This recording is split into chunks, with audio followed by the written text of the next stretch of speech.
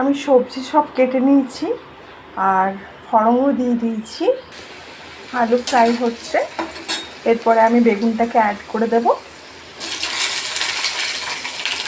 বেগুনটা একটু ভাজা হয়ে গেলেই আমি সজনে ডাঁটা অ্যাড করে দেব। এরপর আমি সজনে ডাঁটা অ্যাড করে দিলাম।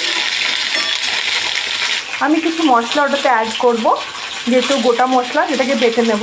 এখানে সর্ষে, জিরে, রসুন, শুকনো লঙ্কা আমি আগের থেকে একটু পোস্ত ভিজিয়ে রেখেছিলাম, তো পোস্তটা আমি এখানে একটু অ্যাড করে দেব। পোস্ত সরষার মিক্সটা না বাঙালিদের সবথেকে ফেভারিট। যে কোনো রান্নাতে বাঙালিরা পোস্ত সরষে অবশ্যই ইউজ করে। এখানে স্বাদ মতো নুন দিয়ে দিয়েছি আর টমেটো কুচি করেও দিয়ে দিচ্ছি। প্রায় ড্রামস্টিকটা একটু প্রায় ভাজা হয়ে যায়, তারপরে মশলাটা অ্যাড করে দেব। আমার মশলা বাটা হয়ে গেছে।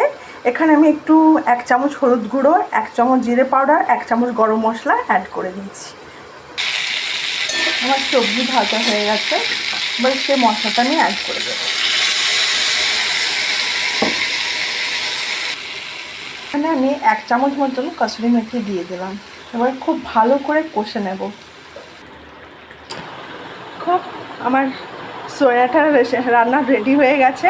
খুব সিম্পল একটা সোয়াটার রেসিপি, এমন কিছু হাবিজাবি না, রেগুলার সবাই এভাবেই বাড়িতে বানায়।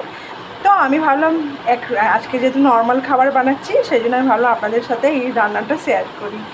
ভালো থাকবেন, হ্যাপি থাকবেন, টাটা, বাই।